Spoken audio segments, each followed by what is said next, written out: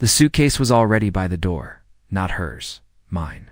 Not because I was ready, but because I had learned to expect moments like this. Quiet detonations, disguised as conversations. She stood in the hallway, arms crossed, eyes empty, as if the words she was about to say didn't matter anymore, like this was just a formality. "Let's take a break," she said. I didn't flinch. I didn't ask why. I just nodded like I was checking the weather. There was no fight, no raised voices, not even a tear, just her standing there, like a manager letting an underperforming employee go. She even used the phrase, "It's just temporary." I wanted to laugh, but nothing about it was funny. It was all too polished, too practiced. I walked out with that same suitcase 3 minutes later. I didn't even grab socks.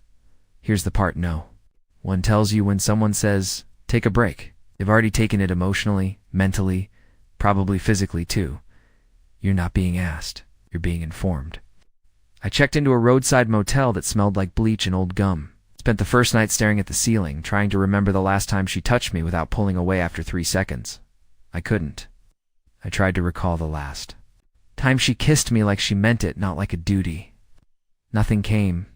By day 3, I stopped checking my phone. There were no messages. I don't know what I expected, maybe a middle-of-the-night text saying, "I miss you," or "I didn't mean it." Instead, silence, which is worse than anger.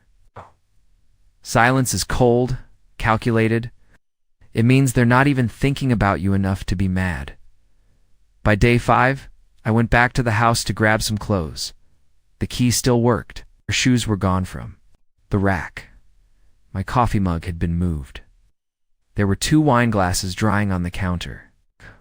One with lipstick that wasn't her Zoe detail. I would have missed if I hadn't spent years memorizing the exact shade she wore. I didn't ask. I didn't wait. I grabbed a sweater and left. Weeks passed. I faded like a picture left in the sun, not torn, not crumpled, just slowly erased. People stopped asking how I was. I stopped offering answers.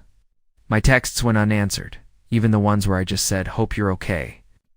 Then one night, 3 months after she told me to take a break, I opened social media like a fool. There she was, wrapped around someone new. Not a stranger, someone I recognized. A guy she once called a joke, a guy who always seemed to text her at weird hours and whose name she'd mutter with a laugh, "He's harmless." Harmless. They were at a cabin, hers, ours, it didn't matter. He was holding her waist like he'd been doing it for years. She looked happy, or at least practiced at pretending. I didn't comment. I didn't rage. I just logged out and never opened the app again. But something strange happened after that. A week later, a message from her. One line. "Are you okay?" I didn't answer. 2 days later, I made a mistake. Still, I said nothing. Then came the voicemails, first soft, then frantic. She was crying in the last one, saying she didn't expect me to disappear. She thought I'd waited it out, that this was just a phase. She didn't know I'd been silently breaking long before she ever said, "Let's take a break." She didn't know that by the time she spoke those words out loud, my soul had already packed its own suitcase. Now she wants me back, but I already took my break, and this time it was permanent. I didn't vanish to punish her. I vanished because I couldn't bear to be visible anymore. Everything around me had turned into a constant reminder that I had been downgraded from partner to placeholder, and the cruelest part, she didn't even try to hide it. Maybe she thought I'd be too fragile to handle the truth. Maybe she didn't care. But I wasn't fragile, just hollow. And hollowness doesn't crack, it echoes. It was about 2 months into the break when I found out the truth. Not hints, not suspicions. Cold, explicit truth. I was sitting in a dingy laundromat 3 towns away, scrolling aimlessly through an old folder in my email, trying to distract myself from the slow spin of my life literally tumbling in circles, when I stumbled across a message that wasn't meant for me. It had been forwarded by mistake from our shared cloud account. An email from her to a mutual friend, Carly.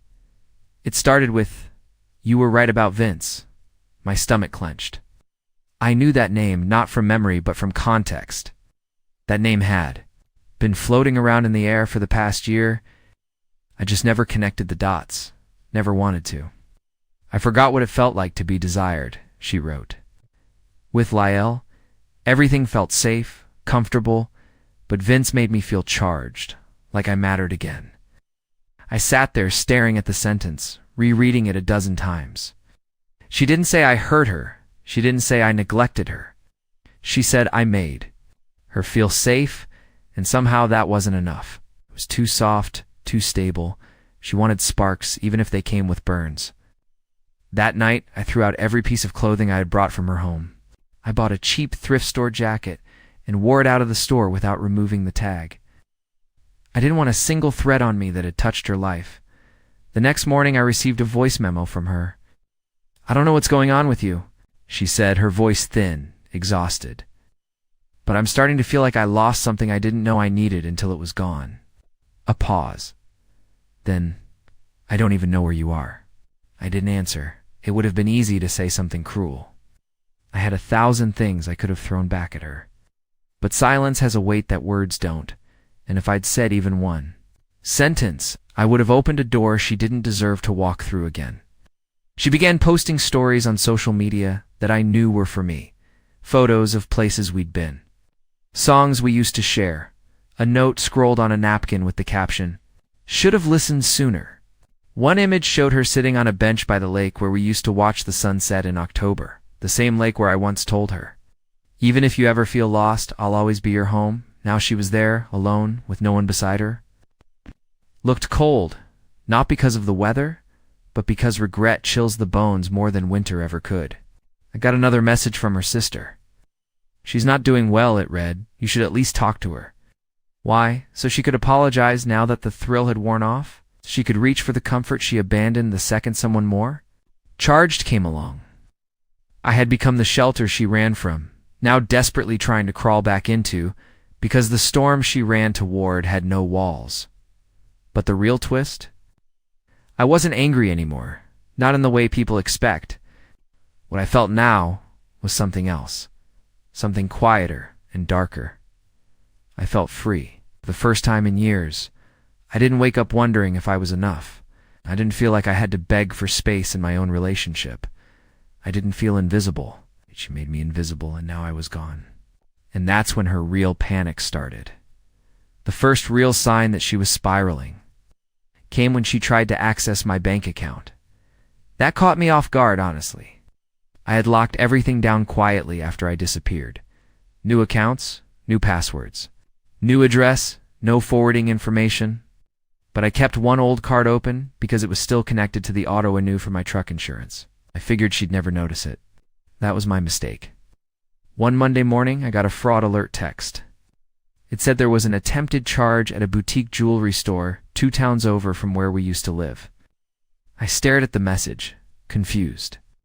I hadn't bought anything, and I sure as hell wasn't buying jewelry. I called the bank, and they told me someone had tried using my saved payment method for a purchase. Same shipping address she and I used to share. The purchase didn't go through, but it didn't have to. I already knew who it was. It wasn't even about the money. It was about the desperation. The woman who once told me I was too cautious was now trying to claw her way back into a version of our life that no longer existed. Maybe that's what stung the most. Not that she cheated, not that she lied, not that she walked away with someone else, but that she assumed I'd be right where she left me, still holding the pieces of what she broke, just waiting for her to decide I was worthy again. The next day, I got a letter, an actual physical letter.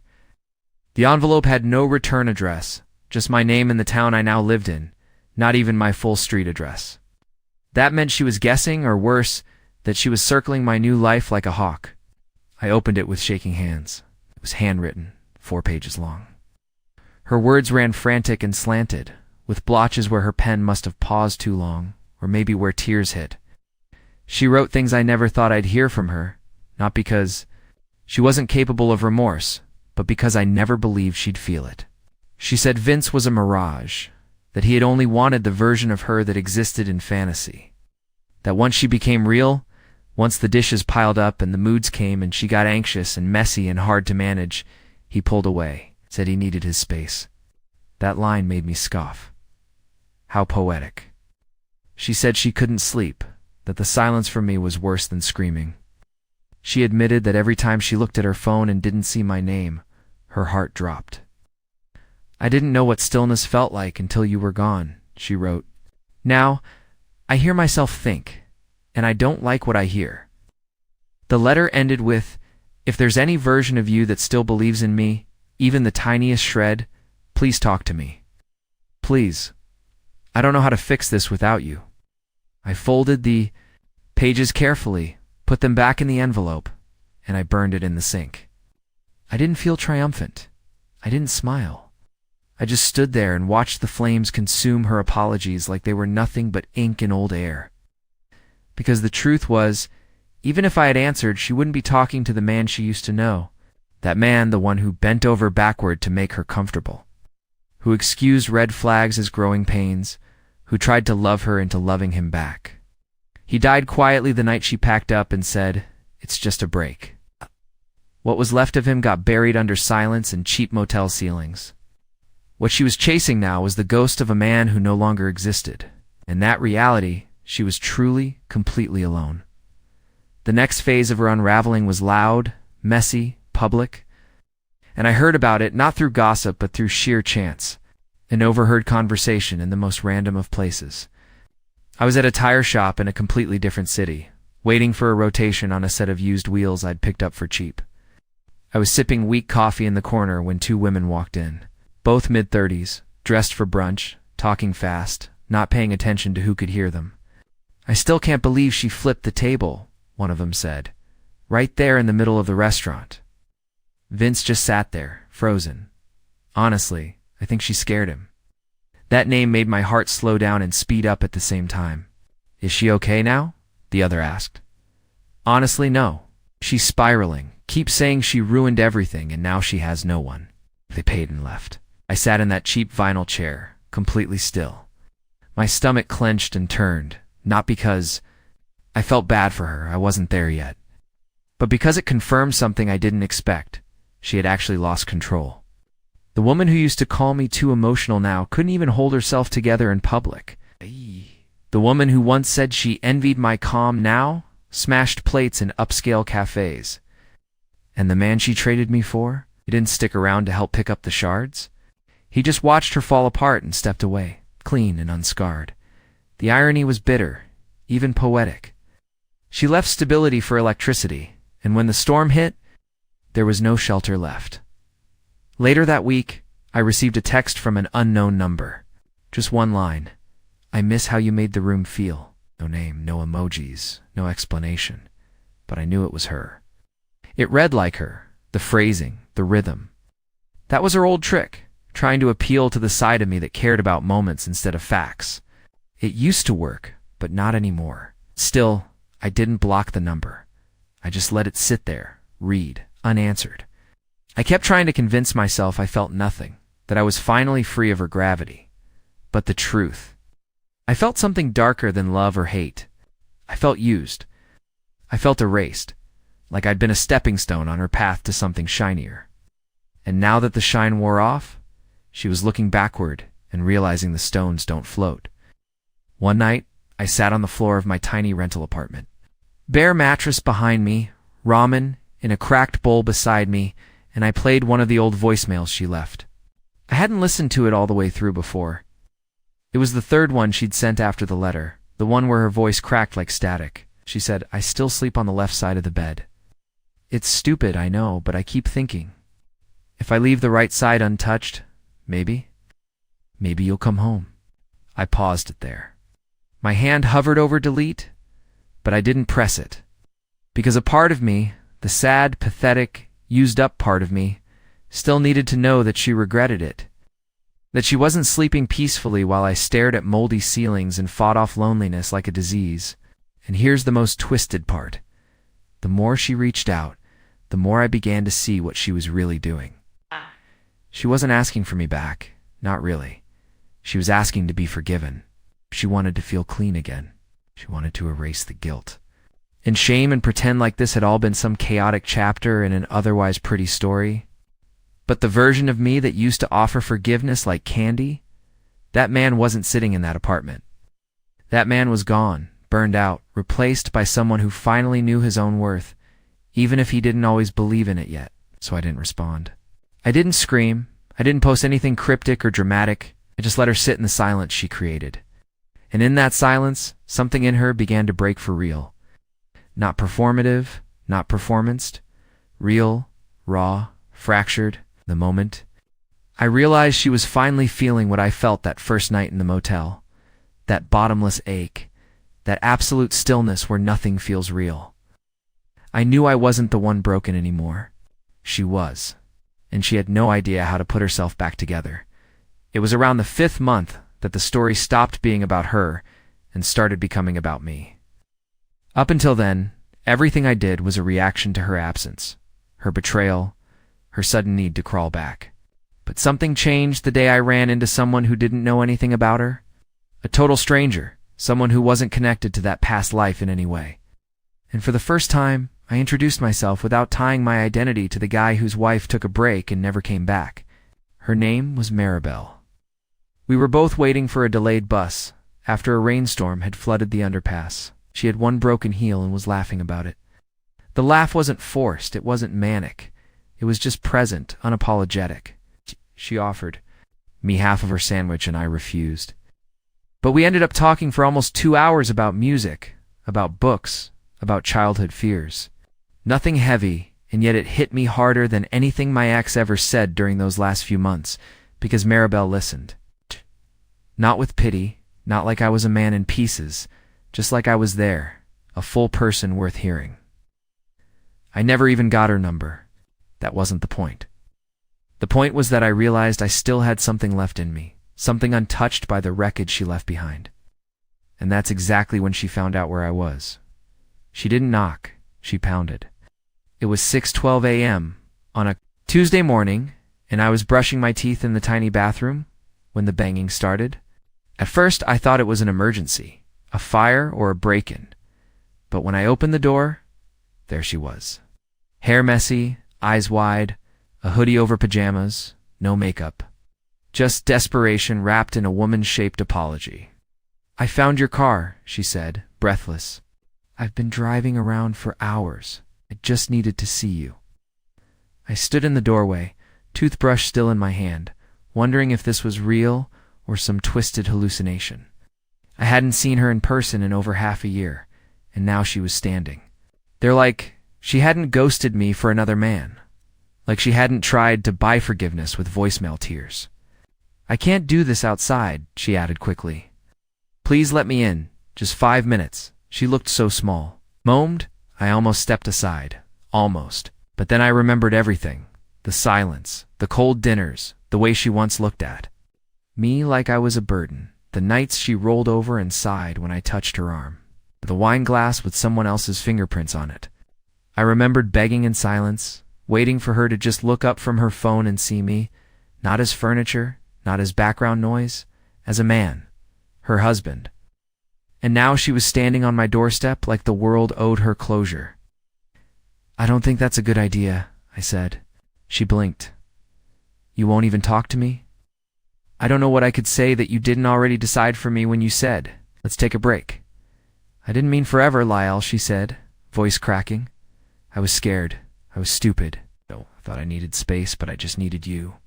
That word "you," it hit like a dart trying to pierce something already scarred shut.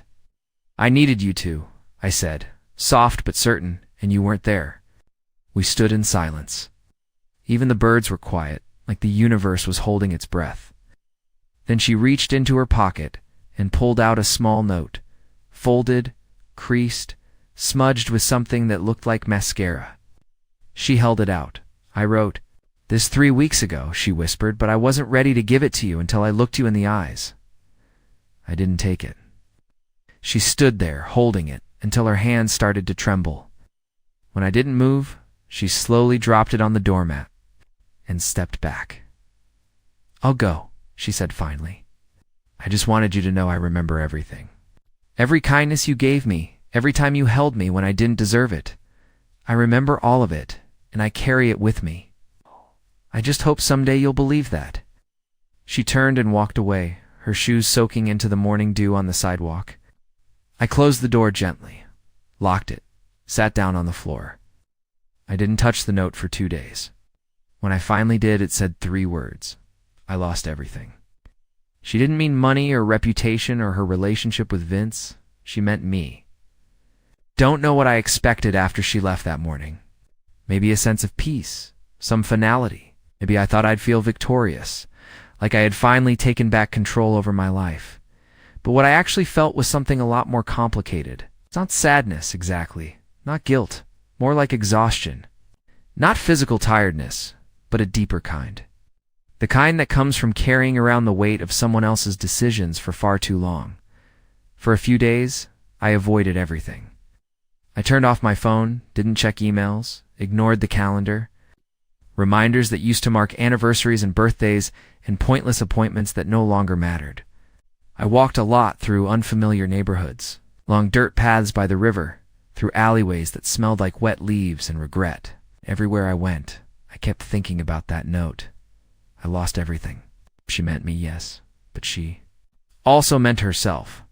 Because whatever version of her existed before she said, "Let's take a break," the woman who used to laugh at my terrible jokes, who used to fall asleep on the couch and pretend she hadn't been snoring, that woman was gone. 2, she didn't just lose me. She lost the version of herself that was still good, and deep down, I think she knew it. A week after that visit, I got an email from her sister. The subject line was simple: "I'm only sending this once." Inside was a link to a private video. It wasn't a trap or anything cruel. It was a recording, clearly taken by someone trying to remain hidden, of my ex sitting alone at a bar, talking to herself more than the bartender.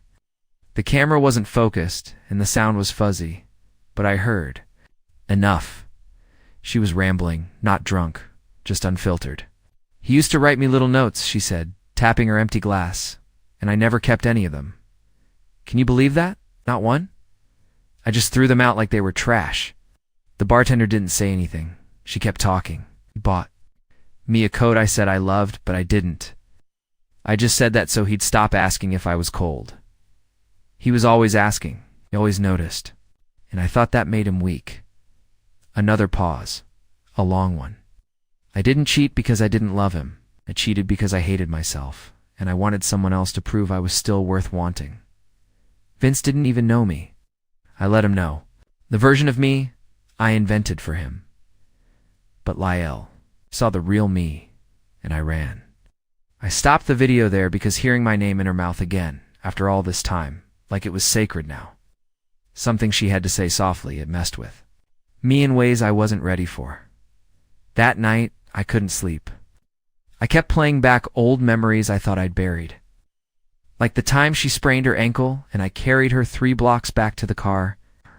Or the time I cried when my dad passed and she sat with me on the kitchen floor, rubbing circles on my back without saying a word.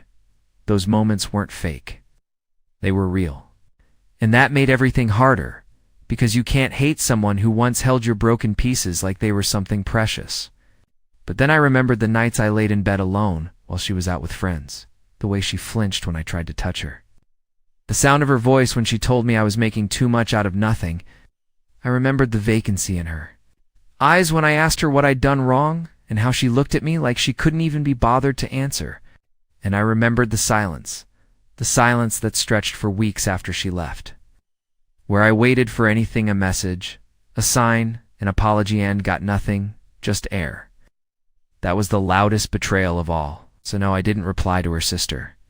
I didn't acknowledge the video, didn't write back, tell her I saw it, didn't do anything, because this wasn't about me giving her a path back to me.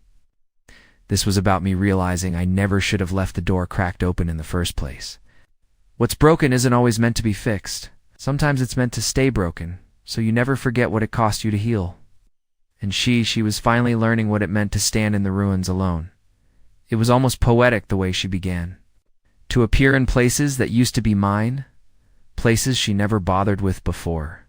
I started seeing her name on social media comments of people I barely knew anymore. She liked an old photo of mine from 2 years ago. That was no accident. That was deliberate. That was a signal. She wanted me to know she was still watching. Still orbiting. Then came the real curveball. A postcard. No envelope, no return address. Just a photo of the old trail where we used to hike every fall. We hadn't been there in years. She always said it was too muddy and full of bugs. But there it was in my mailbox, bent and faded. Ow.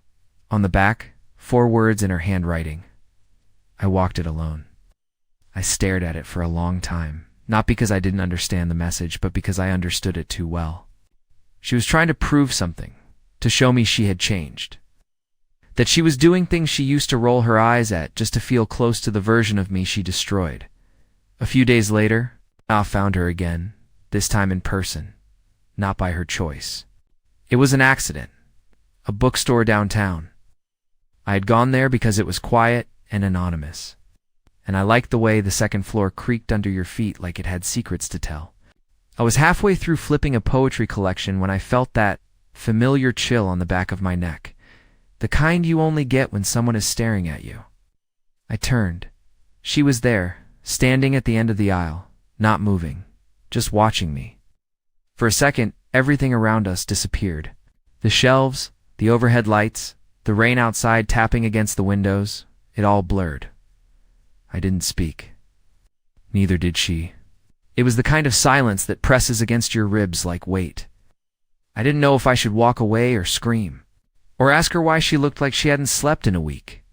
She took a step forward, then another, and then, barely above a whisper, she said, "I was hoping I'd run into you."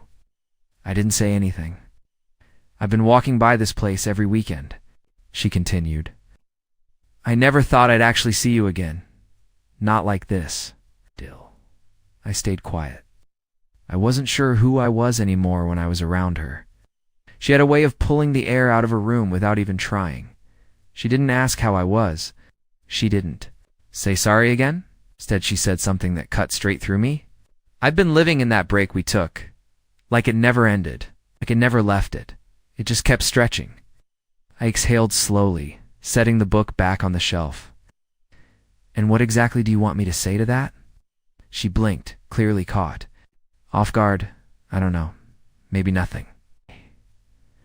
I just wanted you to know that I'm still here, that I finally understand what I did." "You don't?" I said calmly.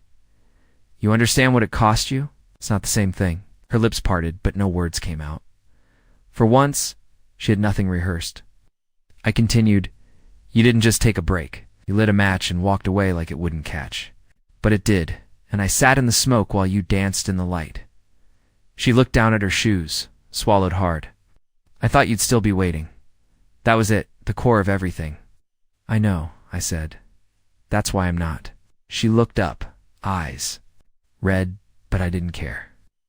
The moment wasn't about her feelings anymore, it was about mine. The ones I buried while she played house with someone else. It's the ones I sacrificed so she could chase some fantasy of who she thought she was supposed to be.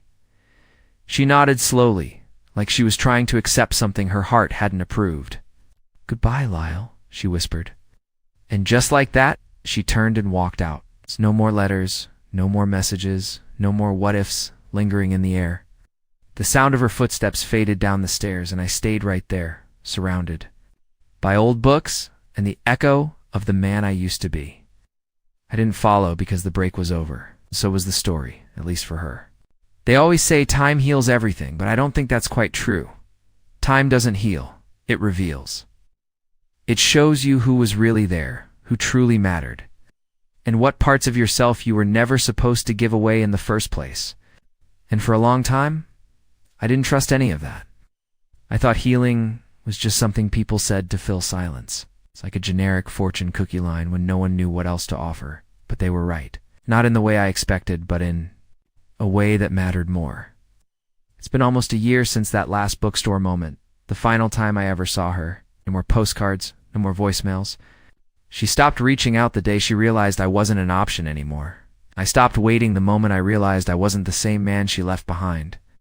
There's something freeing about watching someone walk away, not because you want revenge or satisfaction, but because you finally feel peace watching the door close. That's what that final goodbye gave me. Silence. Not the suffocating kind she left me in after our break, but the kind you get when the storm has passed and you can finally hear your own breath again.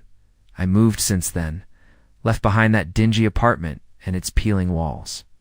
I bought a place with windows that actually let the sunlight in and a kitchen big enough to cook something better than sad microwave dinners. I even hung photos, not of people, but of places I'd never seen before. I promised to myself that I'd go there someday, and I did. 3 months ago, I took a train north. No itinerary, no company, just me and a camera I barely knew how to use.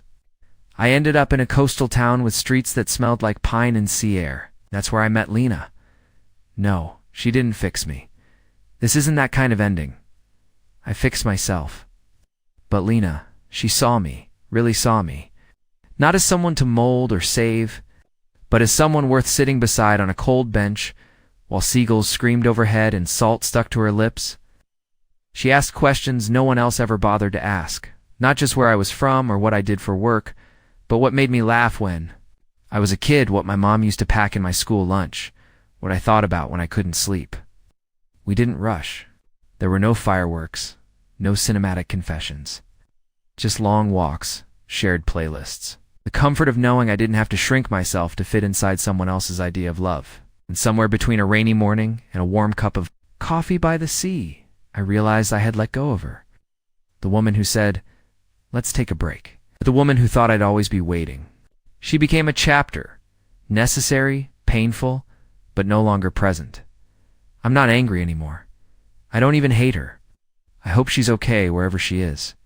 I hope she found herself in whatever silence she carved out. But more than that, I hope she knows. I'm not hers anymore. I'm mine. For the first time in a long time, I'm not looking back.